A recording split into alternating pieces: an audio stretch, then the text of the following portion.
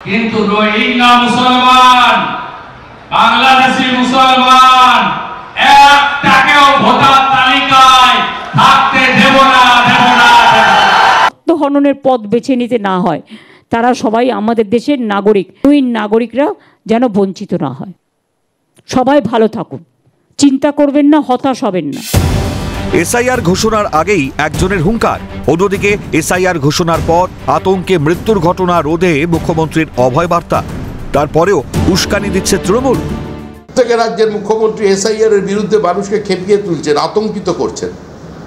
মিথ্যা তথ্য পরিবেশিত হচ্ছে তৃণমূলের তরফ থেকে, বিভ্রান্তিমূলক বক্তব্য চলছে। পরপর আনকোট বক্তব্য তুলে ধরেছি আপনাদের সামনে। আর এখানেই প্রশ্ন, আতঙ্ক ইস্যুতে তৃণমূলের কোর্টে বল ঠেলে দেওয়া কোন স্বার্থে? তৃণমূল প্রথম থেকে এসআইআর এর পদ্ধতি দ্রুত এসআইআর করার বিপক্ষে ছিল। তার কারণও রয়েছে। তৃণমূল শিবিরের দাবি ছিল অল্প সময়ের মধ্যে নির্ভুল স্বচ্ছ এসআইআর কখনোই সম্ভব নয়। সোমবারও কার্যত উত্তরবঙ্গ থেকেই একই কথা শোনা গিয়েছে মুখ্যমন্ত্রীর গলায়। আমি পরিষ্কার বলবো, এই 2 মাসের মধ্যে এসআইআর সম্পূর্ণ করা সম্ভব নয়। এটা গায়ের জোরে বিজেপির কথা মতো করা হচ্ছে। শুধু বিরোধিতা বা প্রতিবাদ মুখ্যমন্ত্রীকে সীমাবদ্ধ করে রাখেনি, বরং কঠিন সময় রাজ্যবাসীর পাশে দাঁড়িয়েছেন সেই মমতাই।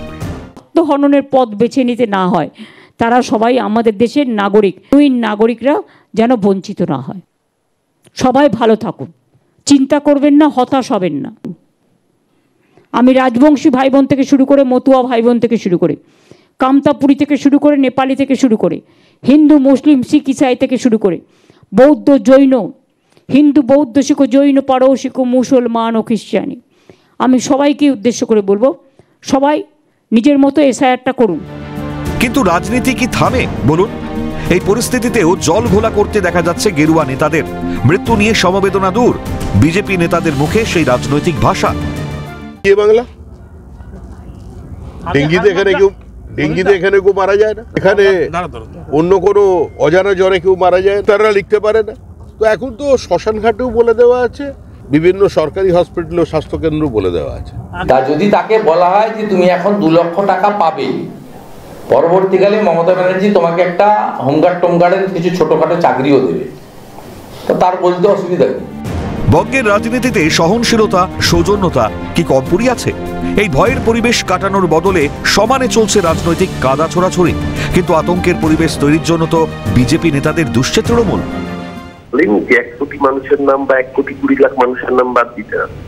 তৃণমূলের কোন নেতা বলেনি বাংলাদেশে চলে যেতে হবে, তৃণমূলের কোন নেতা বলেনি ডিটেনশন ক্যাম্পে যেতে হবে। এগুলো বলেছে শুভেন্দু অধিকারী, এগুলো বলেছে সুকান্ত মজুমদার, এগুলো বলেছে দিলীপ ঘোষ, শ্রমিক ভট্টাচার্য।